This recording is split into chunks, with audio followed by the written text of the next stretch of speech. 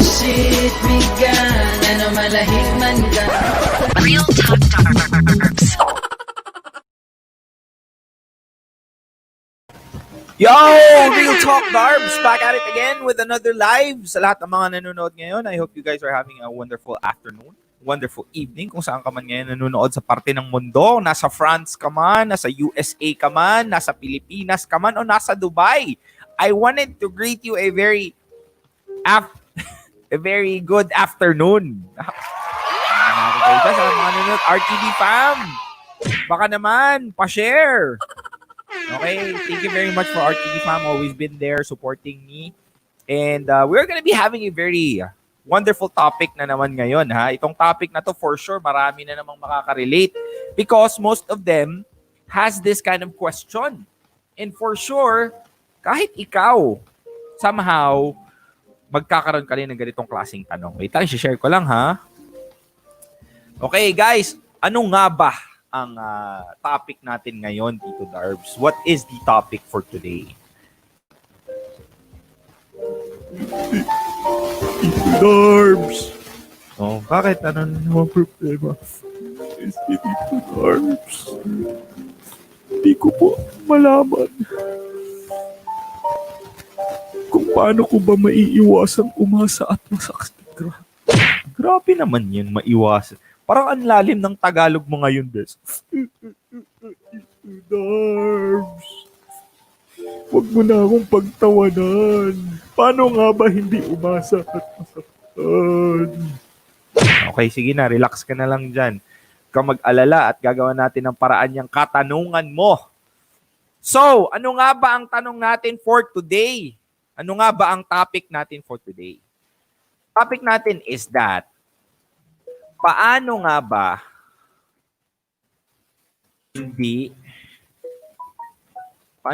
maiwasan? Maiwasan, kasi tinatype ko ang umasa at masaktan. Yun. Paano nga ba? Paano nga ba hindi umasa? Or paano nga bang maiwasang hindi umasa at masaktan yun? For sure, ganun ang lahat ng mga katanungan ng mga tao ngayon na nanonood. Is there such a way for us to prevent ourselves from actually hoping for something that would lead us to disappointment? Is there such a way for us to remove ourselves from getting hurt, feeling pain? May chances ba? Or is there a way? Is there a trick? Is there a technique? Sasagutin natin yan ngayon, my friends. So, bago ang lahat, magbabati muna ako. Babati muna ako. Monique De Leon, yo, what's up? Tina Marie, miss you RTD fam. Shout out sa'yo, Jen, Nagak, sa lahat ng mga nanonood. Don't expect too much just like that. Sabi ni Kathleen Reyes. Sabi ni Piv D, yes, there is. Oy, there is a way. Please let me know kasi hindi ko din alam. Gandang gabi, sabi ni Jazz Nice. Pa-shoutout po. Ayan, shoutout na kita. Kuya Darbs. Oh, grabe, ang dami namang iyak nito. Ayoko nang magmahal. Oh, bakit?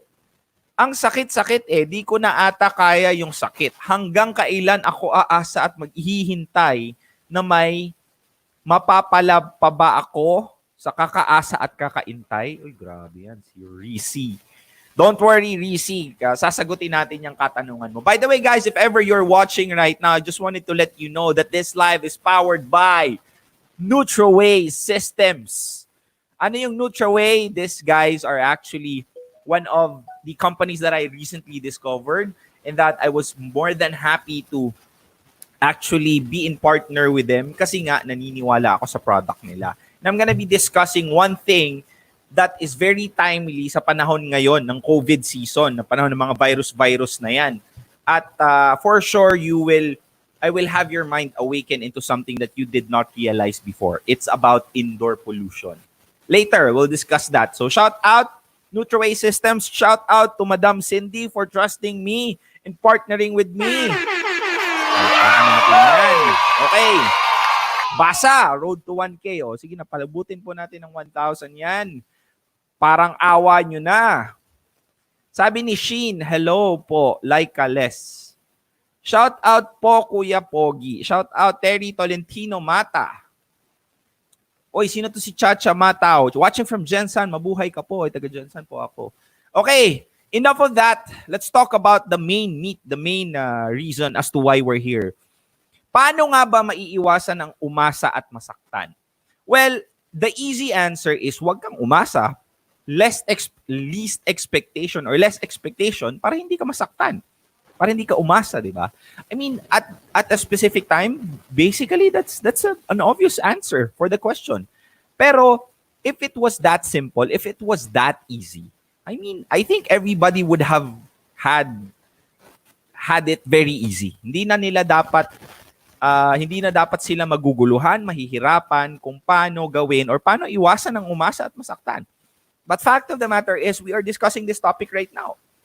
Because, at the end of the day, there's still a lot of people na umaasa at marami pa rin tao na nasasaktan dahil sa pag-asa. So, maiiwasan ba?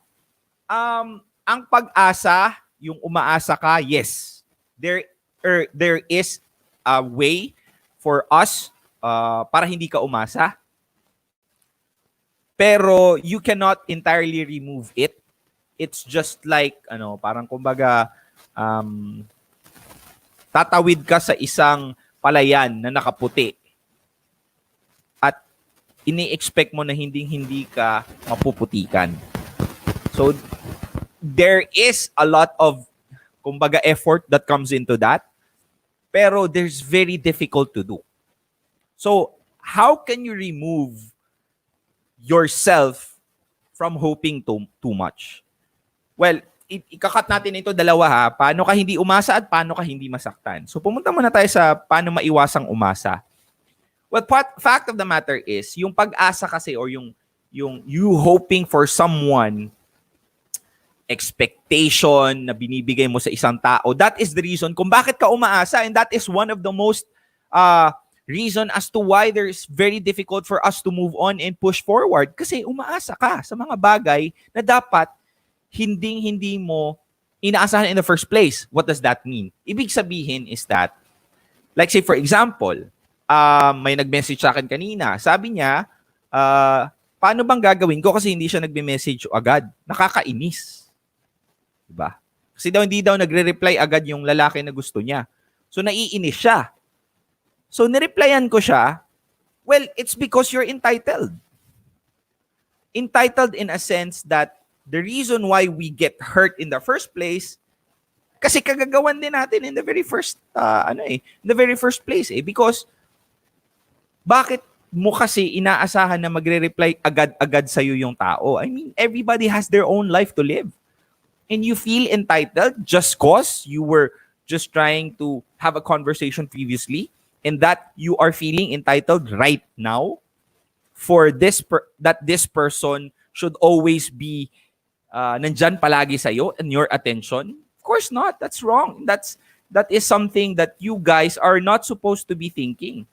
Kasi may mga pagkakataon at may mga bagay na dapat hindi mo what do you call this? Hindi mo dapat nilalagay yung sitwasyon mo doon in the very first place. And one of those is you thinking, aasa ka kasi itong tao na to nagme-message na sa akin before. Tapos ngayon, hindi na siya nagme-message. Bakit gano'n? Nakakainis. Dapat i-message niya ako agad. I mean, that's wrong. Kasi at the end of the day, lalo na pag wala pa kayong, you guys don't have a relationship together, I mean, that person has the right to put his time where he thinks he wants to put it into. So ikaw lang, you're just feeling entitled that you deserve that kind of attention somehow. Kasi, porket binigay niya na yun sa'yo before, it doesn't necessarily mean that it's supposed to be given always. And even if, okay, fine, sinasadya niya na hindi ka i-message, pero you don't have the right at the very first place, my friend. Kasi may mga pagkakataon sa ating sitwasyon wherein we're not supposed to actually think of things like that. I mean, di na tayo bata. Sa totoo lang. There are already a lot of things that has gone through our way. And one of those is that hindi mo dapat inaasa yung mga bagay tulad ng pag-message niya sa'yo. Hindi mo dapat inaasa yung mga bagay na I mean, simply because of hindi ka lang niya minessage, nagagalit ka na, umaasa ka na agad. And that's unfair. And even if that person did literally sinadya niyang hindi ka i-message, in the very first place, you're not supposed to hope so much from that person eh. Kasi, if you expect something, kasi ang ganito yan, it's very easy for us to say that we're not supposed to expect para hindi ka ma-disappoint. And that's right. That has a point. Pero part of the reason as to bakit ka umaasa in the very first, kasi mahirap yan, mahirap tanggalin yun eh. Mahirap hindi mag-expect. And expectation comes from entitlement. Kasi you think you're entitled for that this person is supposed to do this, this, and that. And when this person is not able to do this, I mean, that's basically the reason as to why nagkakaroon ka ng disappointments, nagkakaroon ka ng mga pagkakataon sa buhay mo or sitwasyon sa buhay nyo, sa relationship nyo, or isang sitwasyon wherein nadidisappoint ka. And you, my friend, is supposed to be mature enough to find that out. So ikaw, like say for example, how can you remove the feeling of entitlement?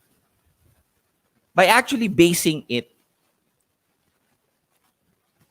and putting everything sa sarili mo. What does that mean? Ibig sabihin is that para hindi ka kasi umasa, you're supposed to somehow mirror your partner's move. If this person is not giving you the things that you're supposed to get, which you think somehow, okay, fine, hindi mo mawawala sa isip mo na ikaw mismo, hindi mo nare-remove sa sarili mo na you deserve this. Pero at the end of the day, my friends, the best way for you not to feel entitled and not para hindi ka umasa is you mirror your partner's move. You give what you're receiving.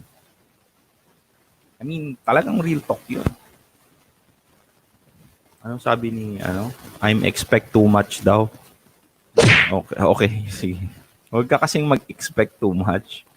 Huwag magmahal para di umasa at masaktan. Basic. Napaka nitong, ano ba to, joke ba to or totoo?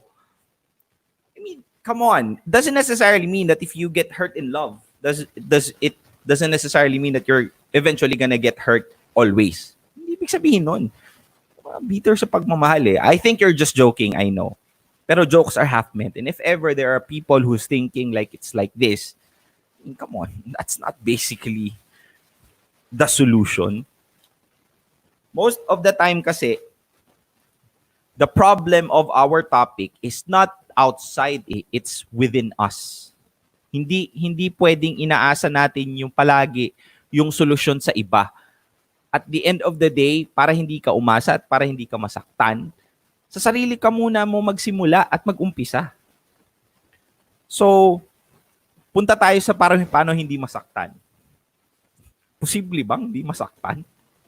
I mean, just literally in love. I mean, let's focus on love. Pwede bang hindi ka masaktan? Well, I hate to tell you this, my friends. Of course, it's impossible. And somehow, it's a good thing that that is the answer, na imposibleng hindi ka masaktan.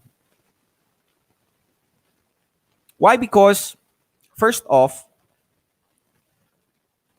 once love is involved, once feelings are there, even if how strong you are or how you think you act like as if you're strong, there will still always be pain. May pagkakataon at pagkakataon pa rin masasaktan at masasaktan ka. So kung tatanong mo sa akin kung maiiwasan mo bang masaktan, unfortunately, hindi. But there will be a situation where you will not be hurt as much as you should. Paano yon? Paano ba gagawin yon, Tito Darbs?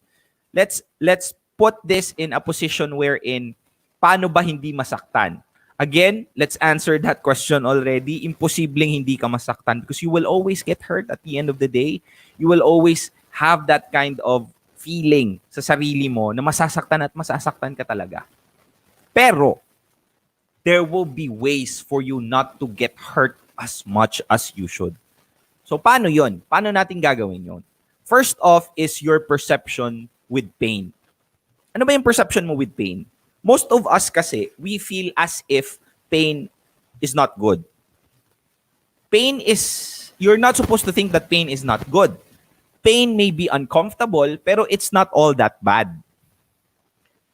Meaning, the relationship and your perception whenever you receive pain, we all think that it's negative. Pero at the end of the day, this kind of experience, that kind of, what do you call that, situation wherein you undergo pain, is actually makes you a better individual, makes you stronger individual, and we learned a lot from that.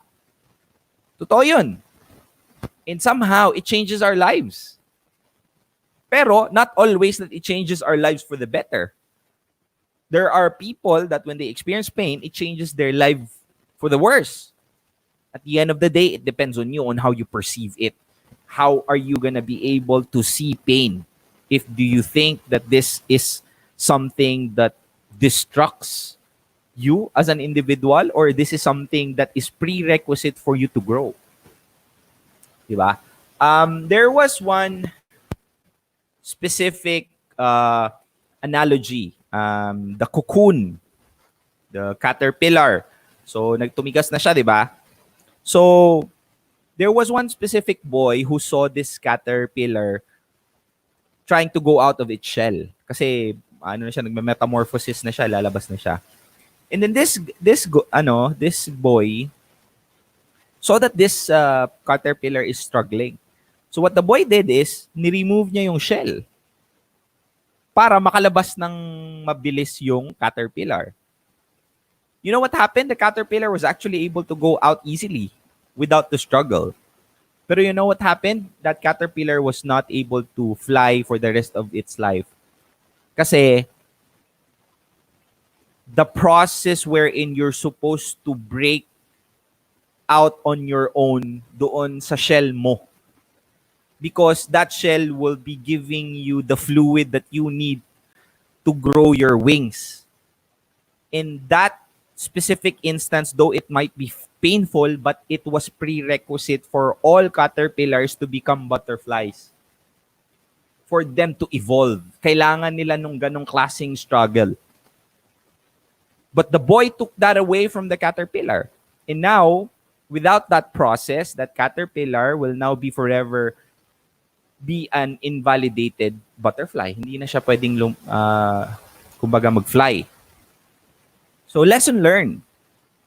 Pain will always be there, and you will never be able to take that away from us. In that, just like the butterfly, just like that caterpillar, it is prerequisite for us to grow. It is prerequisite for us to evolve. And it is prerequisite for us to somehow spread our wings and fly. Yung struggle, yung suffering, yung pain. So ikaw, you receiving pain right now, I know it's uncomfortable. Mahirap yun. I mean, who would wanted to undergo pain? Pero this doesn't sound cliche as this. No pain, no gain. Ba? Napaka-basic na quote. Pero it's true. When you go workout, ang sakit mag-exercise ng tama because you're trying to break down your muscle. Breaking down the muscle requires a lot of effort, and this will give you a lot of pain afterwards. But that is the prerequisite of you trying to be better than your former self. To experience pain, wala namang exercise na ang feeling is masarap. Pero what's good is after you did it, after the pain, hindi kasi yun just like happiness, pain is also temporary. So there's goodness in that. Meaning that once you exercise, at that specific exercise, you might be feeling pain. But at the end of the day, after the exercise, that pain will go away. And then what replaces that feeling is the feeling of fulfillment, because despite the fact that it was painful, despite the fact that it was uncomfortable, you were able to push through and you go through. And then you'd realize as an individual that I did not have the capacity to go through that. I thought I did not have the capacity to go through that. But you were able to. And that's the time you'll realize that you're an individual who's strong.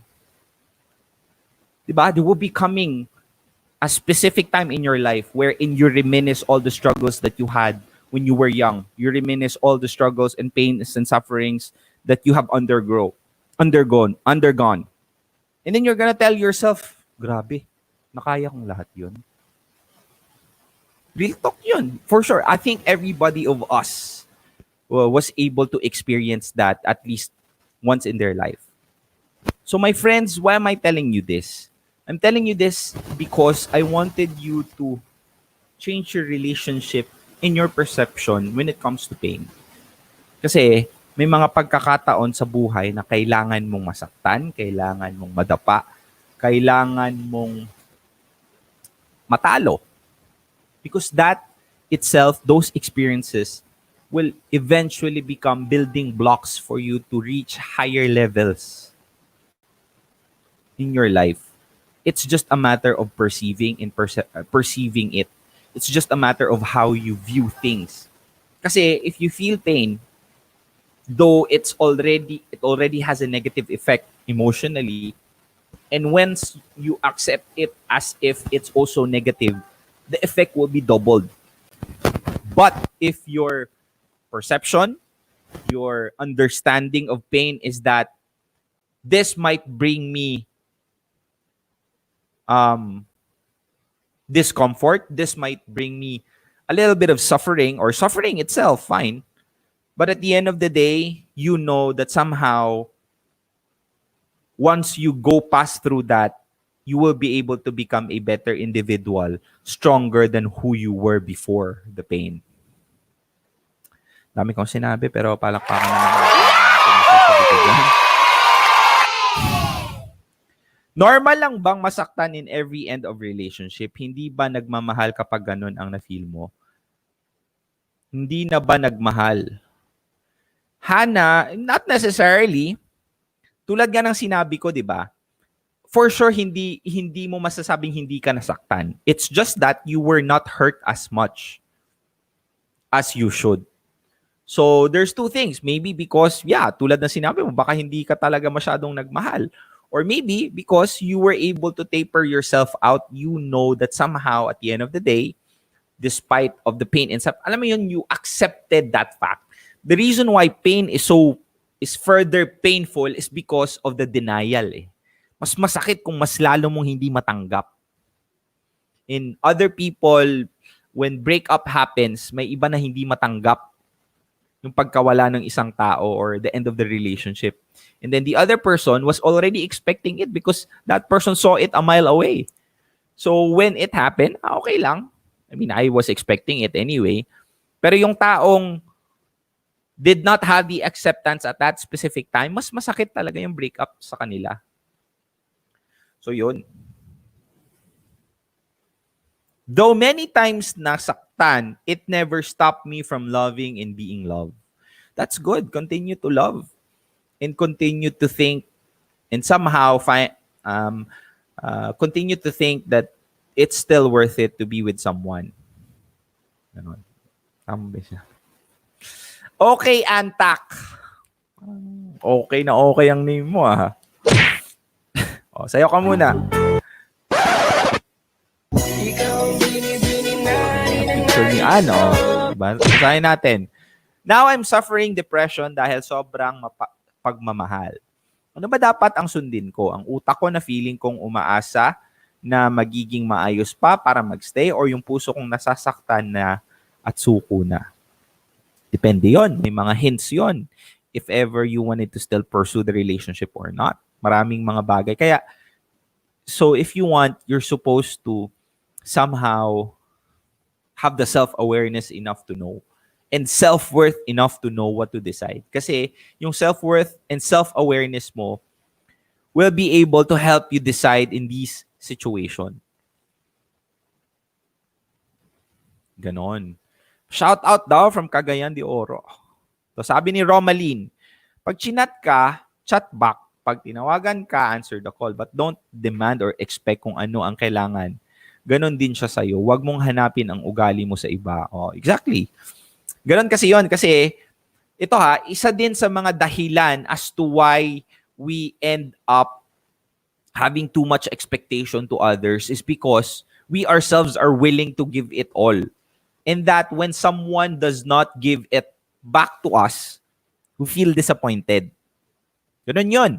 Na willing akong ibigay ang 100% sa iyo, pero ikaw, bakit ganon? 50% lang ng capacity ko ang nakikita kong kaya mong ibigay. So that's the reason why nadi-disappoint ka. Why? Because, nobody told you to do that in the first place naman siguro, di ba?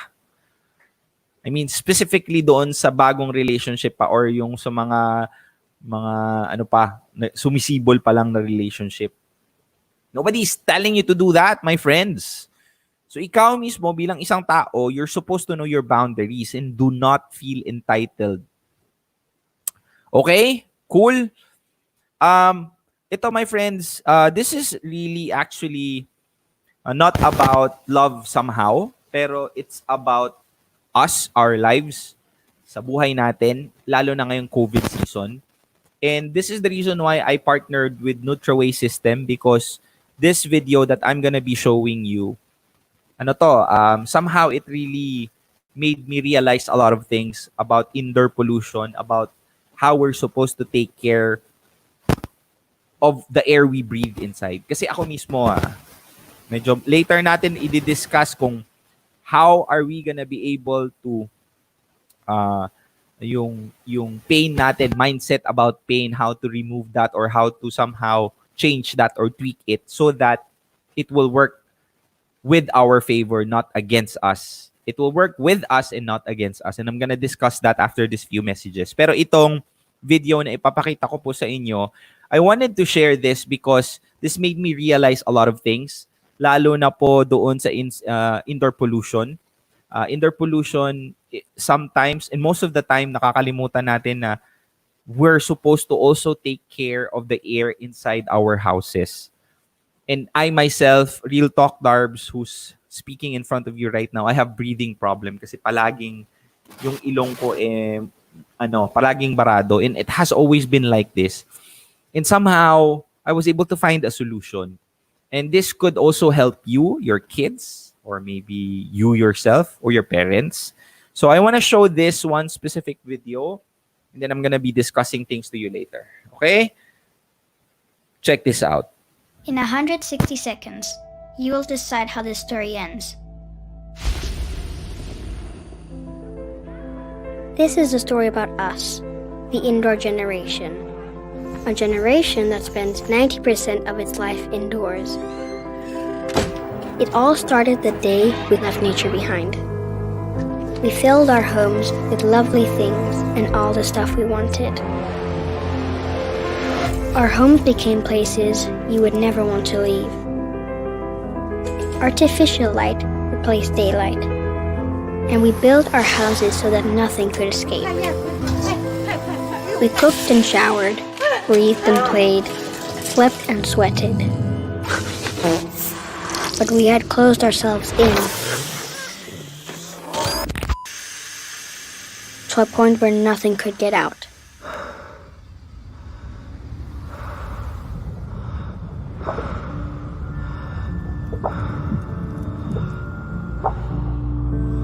So when the air turned bad inside, we tried fixing it with chemicals.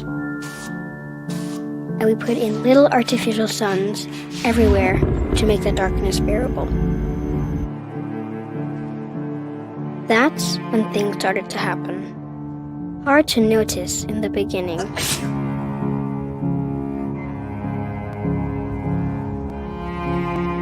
Some needed help to sleep, to breathe, to not itch. Many of us even started to feel sad. So we turned on happy lamps to make the sadness go away. Then, scientists discovered that the air inside our homes is up to 5 times more polluted than the air outside. And that the lack of daylight can affect children's learning and increase blood pressure. It turns out that kids' rooms often have the highest concentration of toxicants in the house. In fact, millions of homes are unhealthy to live in. They discovered that living in damp and moldy homes increases the risk of asthma by 40%. And I learned that millions of people like me suffer from asthma and allergies caused by a bad indoor environment. And so, here we are. How the story ends is up to you, because it's not written yet. If you care about the indoor generation, do something. Begin to think and live differently. Let light and fresh air into your life again. Even small changes can make a huge difference for coming generations. Learn how at theindoorgeneration.com.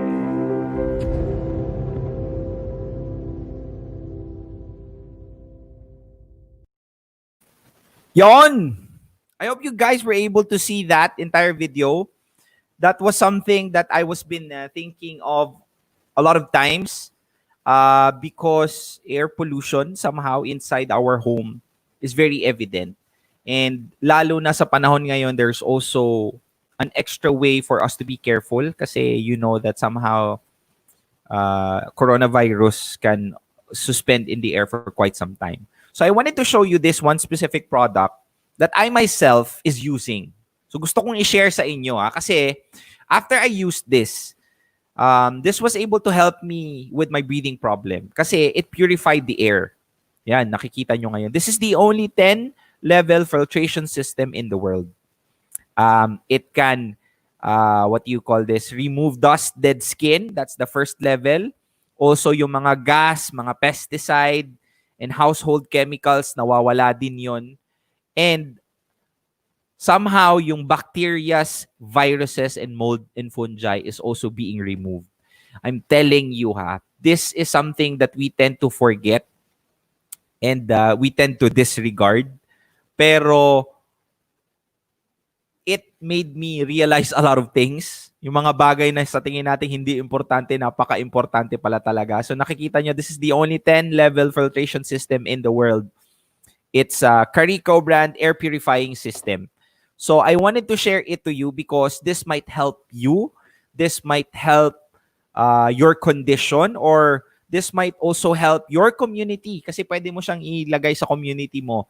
And then let me know if ever you are interested because I am myself is an advocate of clean air inside the house and I wanted to share it with everybody kasi everybody deserves to have a clean air in your house. So, pwede ko po kayong sabihan when it comes to presentation. Real talk. Darbs, yes po. Because this is something that if you wanted to see this as a business as well, it could also be a possibility. Nakikita nyo ngayon, this is the air purification system by Carico. This is a US brand, by the way. Si Cindy po ang in charge sa akin. So go ahead, let me know if ever. I'm gonna show you things later on din, maya-maya. Air purification system by Carico. This is one thing that you think you didn't need but you're supposed to use. Kasi ako, narinig nyo yan? Dati hindi ako nakakahinga sa dalawang ilong ko. Pero ngayon, dalawa, Pero kidding aside, my friends, it's very effective. Okay. Balik tayo sa topic. Dami mo sinabi dito, Darbs. Topic natin is, paano nga ba maiiwasan ng umasa at masaktan? Paano nga ba? Okay, sige. Basa tayo ng comment. Sabi ni Marbeth Orde, how can I move on po? When he said that he loves me, pero need muna daw naming mag-break dahil sa sitwasyon ngayon. Aasa pa ba ako? Sinabi niya namang wag daw akong umasa at mag-move on na daw ako or mag-move on na daw kami pareho.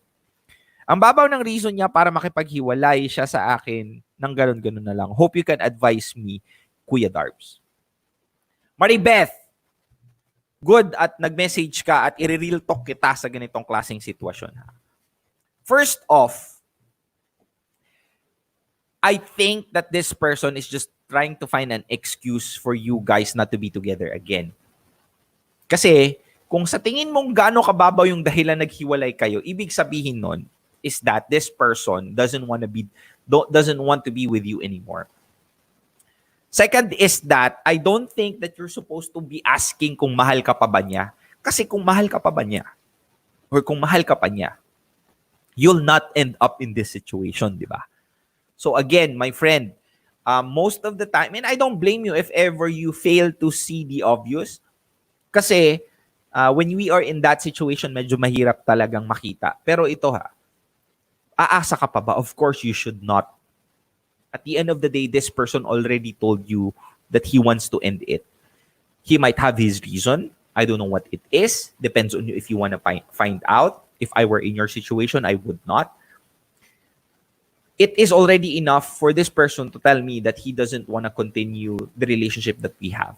And you yourself should already accept that fact. Bakit mahirap? Kasi sa tingin mo, you're not confident enough to be alone. Hindi ka confident na somehow you can actually be able to push forward without this individual. I don't know. Maybe because ginawa mo siyang mundo mo before. Or maybe because you did not or you were not able to do a lot of things kung hindi siya kasama. And that's the reason why you're having these kind of doubts. Kasi kung ikaw mismo, kaya mo yung sarili mo nang wala kang kasama, at the end of the day, kahit mahal mo pa siya, you're not gonna be able to have this kind of question to yourself.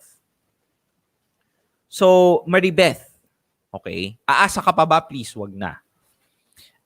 I hope you can understand that somehow at this specific time, ikaw naman muna yung piliin mo, yung sarili mo naman. Self-worth ka muna, my friend. Because at the end of the day, tulad ng always kong sinasabi that everybody should have the strength to learn how to be alone first so that a companion is just an option, not a necessity. Real talk yun. Kasi the only reason and most of the reason as to why most people are with someone, it's not because they really love that individual. It's just because they're afraid of being alone. And most of the reason as to why relationships don't progress or most relationships fail is because when the time comes, when that individual was able to actually overcome the feeling of being alone, he's gonna be able or she's gonna be able to outgrow that feeling towards the individual kasi hindi ka naman niya talaga ang gusto niya in the very first place. It's just that at that specific time na naging kayo, malungkot lang siya. So be very careful with that. Ano ko sinabi? Simple lang, para hindi ka umasa masaktan, ilugar mo ang sarili mo, pahalagahan mo ang sarili mo, and don't assume, always remember you are worth it. Say it out loud to yourself and let that sink in. Yes, I agree. Okay, cool. Again, my friends, balik tayo sa topic natin. Paano nga ba maiwasan ang umasa at masaktan? If ever you're just being here right now, hindi mo maiiwasang masaktan. At kung aasa ka man, the only reason why bakit ka umaasa, sometimes or most of the time is because you feel entitled. Now, I'm not trying to downplay people na kung aasa ka man is because that is the person's responsibility to you. Diba? Hindi mo naman pwedeng sisihin yung boss mo na umasa siyang gagawin mo yung trabaho mo tapos hindi niya ginawa tsaka siya na-disappoint. Diba? So, there's also that situation. Siguro, what you can do is that if ever like you are in a situation na meron ka talagang karapatang umasa, like a responsibility of your partner to you, or a specific situation where it's very obvious that this person is supposed to do it sa'yo. Hindi yung mga vague na magre-reply lang dapat siya agad sa akin, hindi mga ganong klaseng kababawan. If you are in that situation, you can feel disappointed. Pwede kang umasa. But at the end of the day,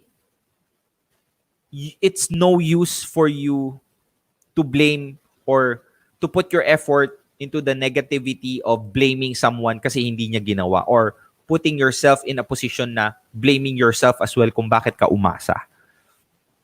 take things as it is, as simple as it may sound. But at the end of the day, if ever that situation arise, na umasa ka, and may karapatan kang umasa at na-disappoint ka, ayos lang yun. Give your time somehow to process what happened. Pero at the end of the day, I would rather you spending time finding a solution to the problem than thinking of the problem over and over again. At the end of the day, we're here to solve problems. And at the end of the day, individuals and human beings are problem solvers. Kasi kung hindi tayo problem solvers, we would have been extinct for a long time. We were surrounded by animals that are far more cunning than us, far more stronger than us. But here we are. Fast forward 2020, we are the most powerful species in the entire world. Why? Because we have the capacity to solve problems. And ikaw, wag mong i-disappoint yung ancestor mo. Sayang naman yung mga sinod nilang problema para lang makarating yung genes nila sa'yo. Tapos sa ngayong pagkakataon, iiyak-iyak ka lang kasi hindi mo alam ang gagawin mo kasi sa tingin mo wala nang solusyon sa problema mo. Wag ganon, bes. Dapat represent our ancestors, dapat. Diba? Grabe yung pep talk yun. Pero I mean, real talk yun. The moment that you think that it's a dead end, even if it was not, it will always be a dead end. In every problem, as cliche as it may sound, there will be a solution on it. It's just that it requires thinking and it requires willpower to somehow, at the end of the day, tell yourself that there will always be a solution on every problem. Cool? Kasi I love myself. I create my own happiness, not depending to anyone. Wow. Happy to know that, Mayet. I mean, I wish that for everybody, actually. Learn how to create your own happiness so that hindi mo iaasa yun sa iba. And most of the reason as to why most people, na kahit nade-disappoint na sila at kahit na nasasaktan na sila, they continue on clinging and holding on to that specific relationship or to that specific person is because hindi naman dahil talagang mahal nila yon. Could be, but one of the reasons as well is that they're scared. They're afraid that somehow wala nang taong makakapagparamdam sa kanila ng pinaramdam nung tao na yun sa kanila. And when that happens, you tend to look over the things, the bad things or the negative things that this person is doing to you.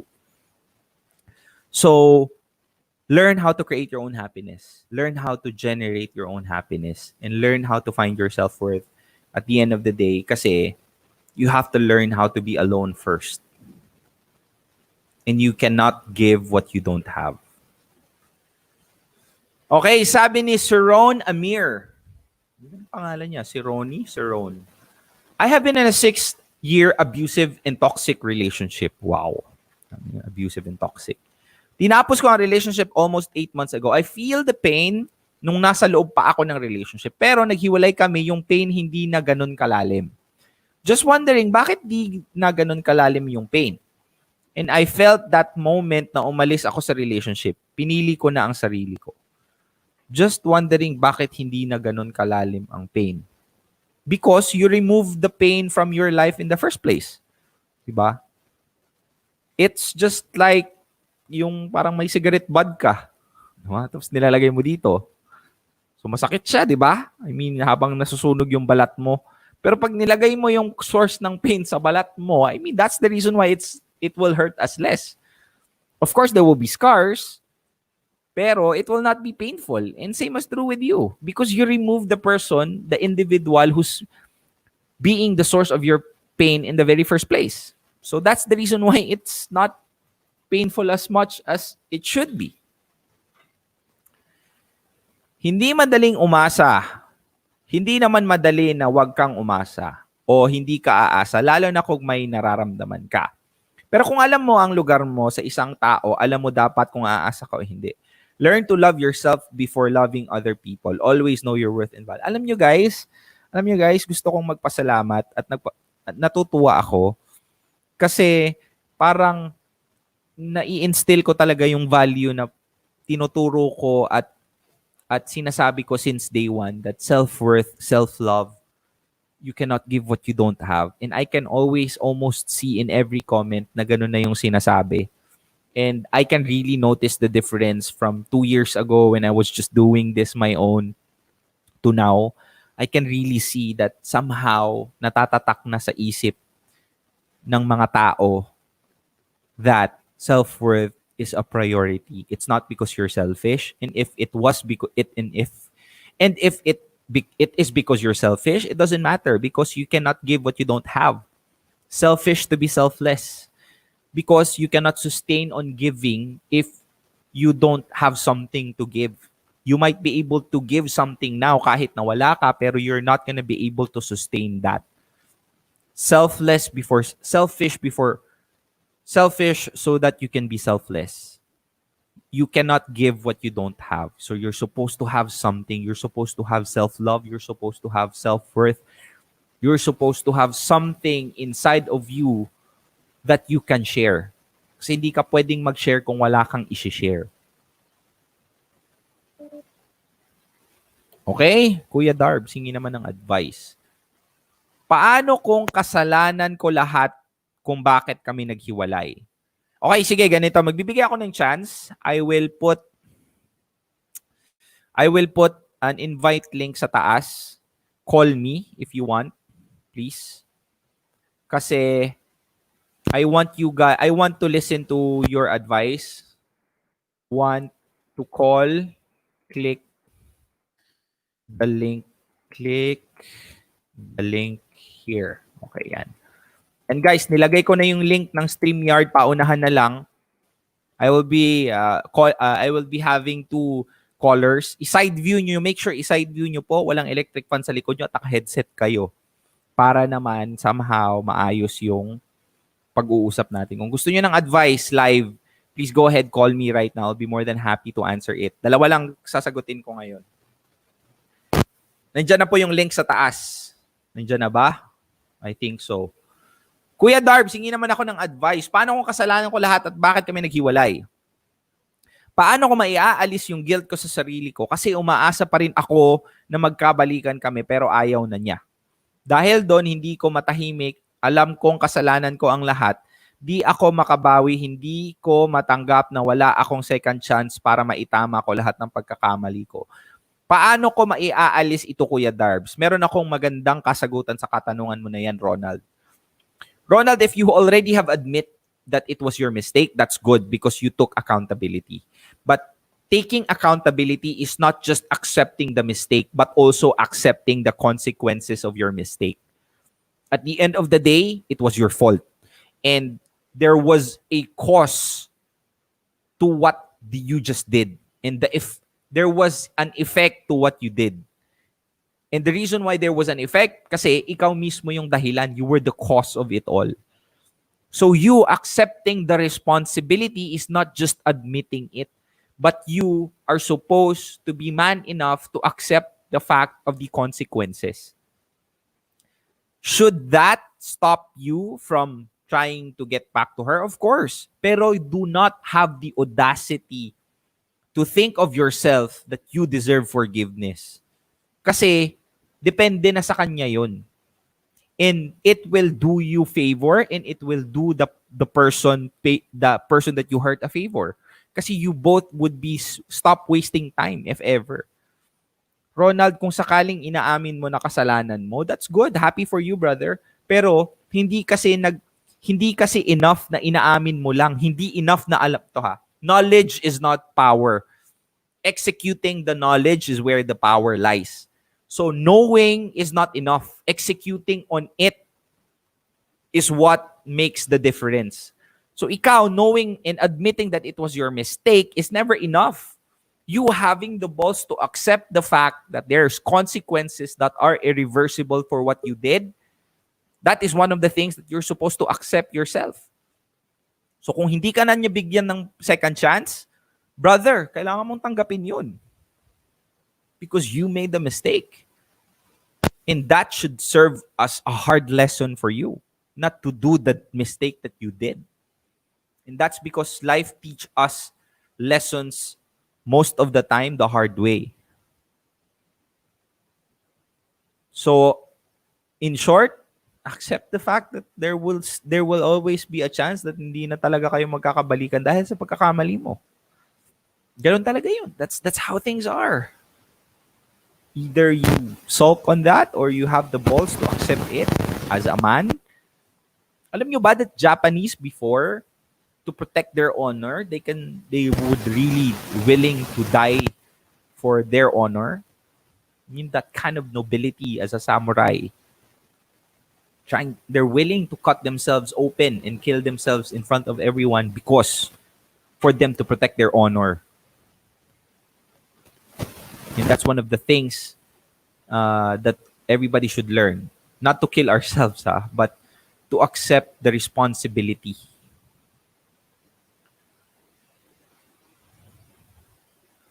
Sabi to si Moy, wala ka pong video, Moy. Please make sure that you have a video para i-accept kita. Please open your video. Open your video. Okay. Meron na pong tumawag pero hindi ko pa matanggap kasi wala po siyang video. Daming sawi ngayon, sabi ni Lairbag. Gabriel to. O nga. Guys, if ever you wanted to join RTD family, you're undergoing a pain, or if you're someone who's already have been through pain and you can share a lot, join RTD family, RTD fam. That is where we are actually accepting everybody who needs guidance, who needs advice. And I hope that you guys will join us there. No judgment. Kuya Darbs, okay lang po bang i-message ko siya, kumustahin ko siya? Hindi ba parang awkward yun? I realize sarili ko muna ang mahalin ko. Masaya naman ako kasi masaya na siya. Hindi ko alam ang pinagsasabi mo, Maria. I need more context, sorry. So I cannot give an advice on that.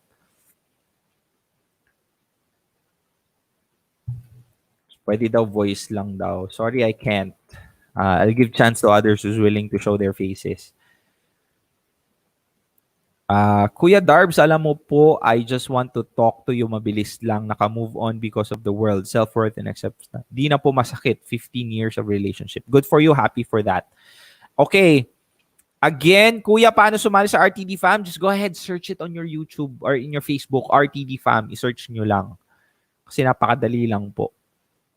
Napakadali lang gawin, mga kaibigan. Okay? So, bago tayo mag-antay ng mga gustong tumawag, meron akong isi-share sa inyo. Ano naman isi-share mo, Tito Darbs?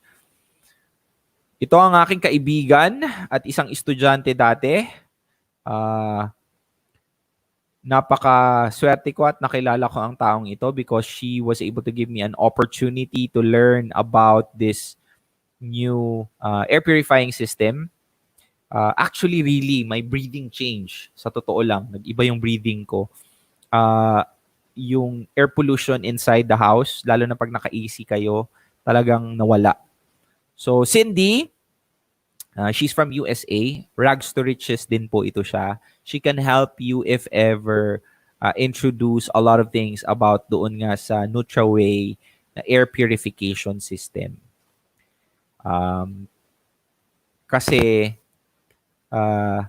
pwede din siyang mag-present sa inyo if ever you're interested. No commitment. Yun ang always niyang sinasabi. No commitment involved. Ayan na, may tumatawag na. Wait lang, relax ka lang dyan, brother. So ito po, products presentation that can help eliminate viruses. Ito. Nakikita nyo ngayon, ito po yung air purification system. Air purification system. Ito, nakikita nyo ito po. Pag nasa US ka, ito yung makukuha mo. Pag nandito ka sa Middle East at Philippines, ito po yung makukuha mo. So, air purification system, the only 10 levels of purification system in the world. 10 levels yon, my friend. Hindi isa, hindi dalawa, 10. Hindi yung jowa, kundi yung level of purification. So, wag mong mami-mistake yon. So, I would wanted you to really look into it, lalo na kung may mga anak kayo, meron kayong mga elderly, or meron kayong gustong sa church nyo or sa bahay nyo or sa location nyo or sa even sa hospital grade po yung purification filtration system na yun na pwede mo siyang gamitin sa hospital. Justin, are you ready? Patay, nag-choke. Tawag tapos ayaw. Okay. Kuya Darbs, I fell in love with a friend of mine. Okay, sounds familiar. Dati ko po siyang gusto. Okay. Actually, trinaydor ako ng kaibigan. Patay tayo dyan. Sila na ngayon. After a year, nag-break sila. Nag-confess ako. I was rejected. Mahal ko talaga siya eh. Now, I'm on the process of focusing on myself. Tanong ko lang, anong dapat kong gawin? Oy, Tofi, first of all, I appreciate you sending this question. I appreciate your honesty. And I think maraming makaka-relate dito sa question mo, lalo na yung feeling of rejection. First off, nag-confess ka at na-reject ka. I understand na masakit yun. I mean, sino namang gusto ang ma-reject, di ba? Pero at the end of the day, you're supposed to thank her. Because telling you straight up that she's not interested is you guys, kumbaga prevented wasting time. Hindi niya na sinayang yung oras niya sa'yo at hindi niya na din sinayang yung oras mo. Kasi may mga babae at may mga taong kahit hindi ka talaga nila gusto, they just like the feeling of having someone who's admiring them. Even without them having the intentions of saying yes. So, do not demonize this person's straightforwardness o pagiging straight niya sa'yo. Kasi, though it might be harsh, pero you stop wasting time. You prevented wasting time. And I think that is the best gift that this person can give you. Because of that. So anong dapat mong gawin? You accept that fact and realize na after that good, there's somehow, after that, the bad things, there's somehow a good situation when you look at it on a different angle. And at the end of the day, this only gives you a reason to improve yourself so much. This fires you up. Like proving someone wrong. I mean, you're not supposed to base it all on that lang. Sakit na ng ano ko. You're not supposed to just base it all on that lang.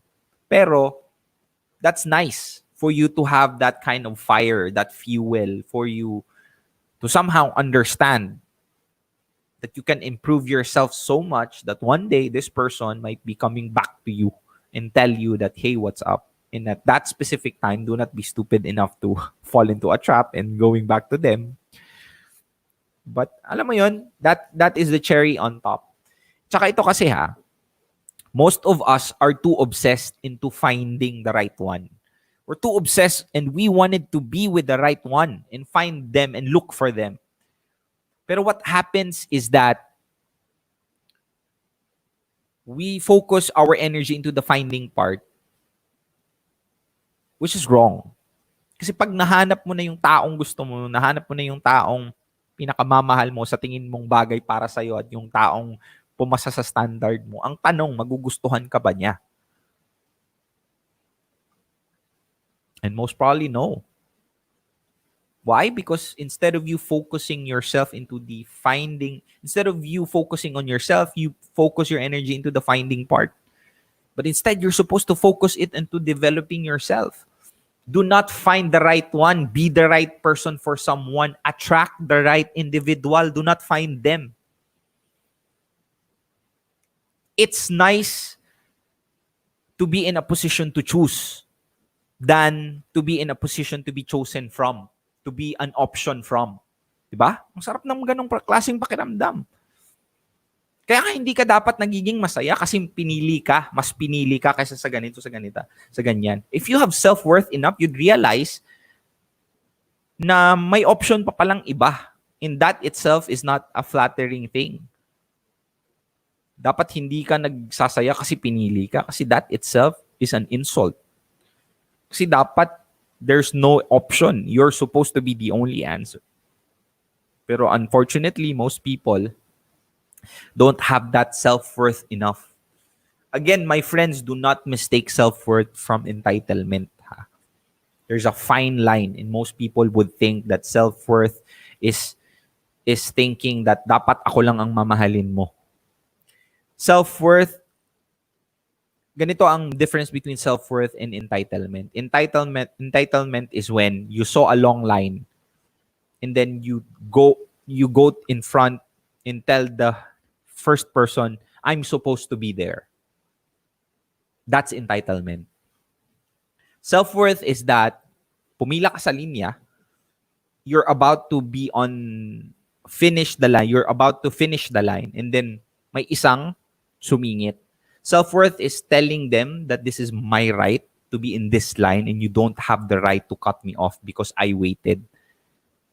So that's the difference. So do not mistake self-worth to entitlement.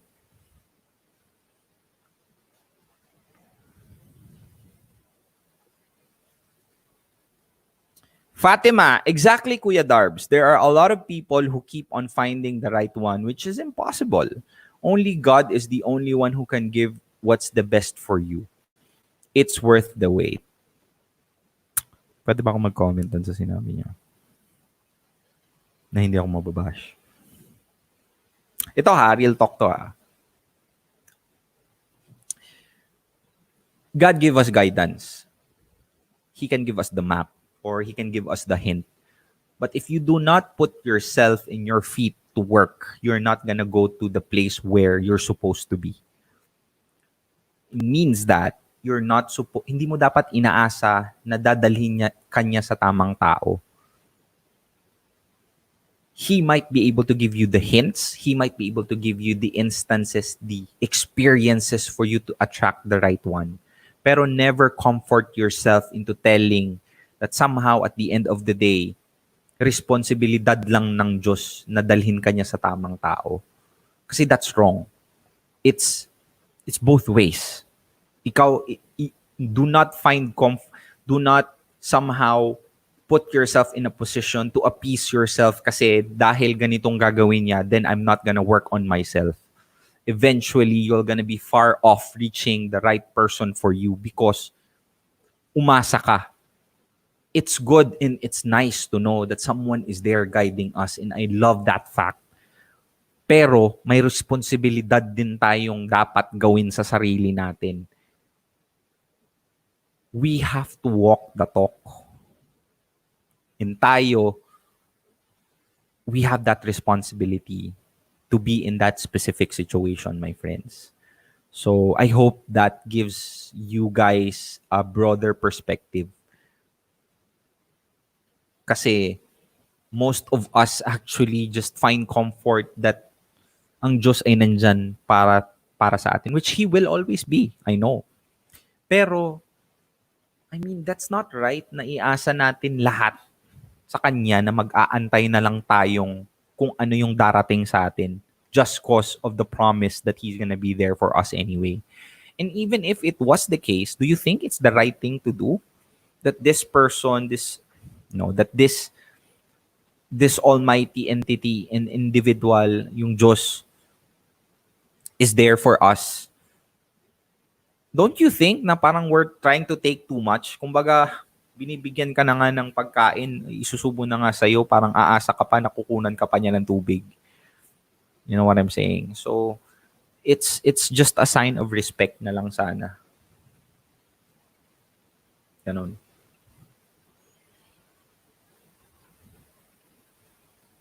Faith without action is dead. Exactly, Rodel Zamora. Ang pananampalataya ay kulang kung wala kang ginagawa sa pinapaniwalaan mo. O may follow-up question si paring Ronald sa atin. Kuya Darbs, last question na lang. Once ba napagod na ang isang tao, yun na yun, wala na, tapos na, wala nang chance? Ano ibig mo sabihin, bro? doesn't necessarily mean na napagod siya. Pag nag-decide siya kahit hindi pa siya pagod. Tsaka kayo, ito kasi marami kasing nagsasabi na pag naubos ka na, hayaan, meron kasing sinabing quote I think it was Vice Ganda's quote na mahalin mo lang ang tao na yon ng sobra-sobra hanggang isang araw mawala na yung pagmamahal mo sa kanya. Na hintayin mong maubos yung pagmamahal mo sa kanya. That could work. Yes, I mean, bottom line. But I'm all about practicality. At the end of the day, if you know that it's not working, why would I still give someone the love that he does not deserve in the first place?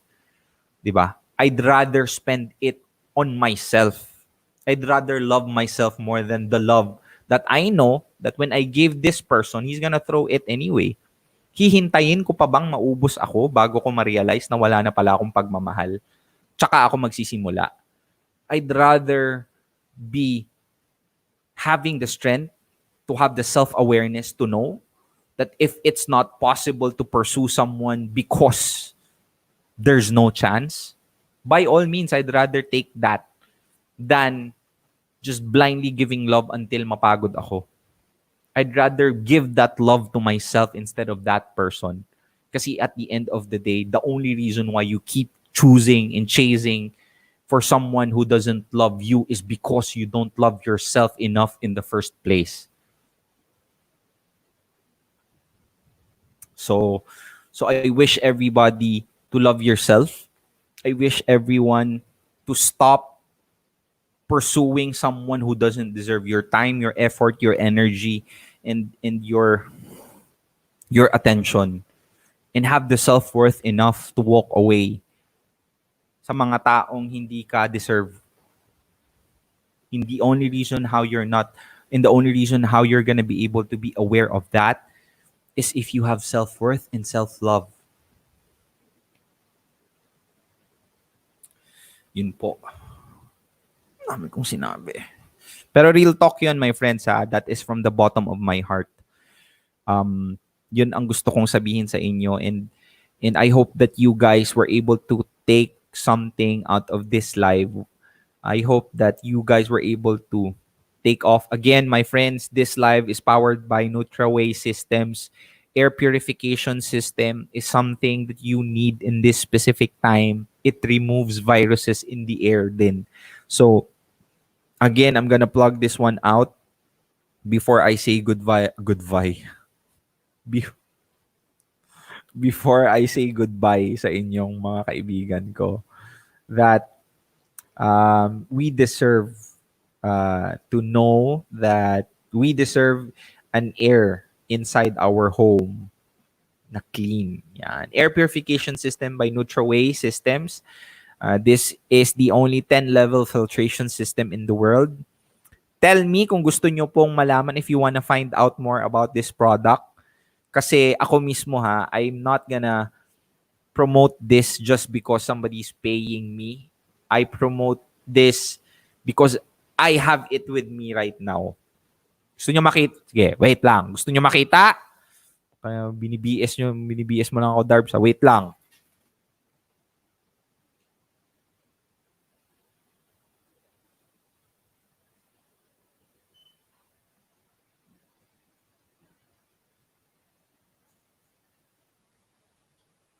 Po.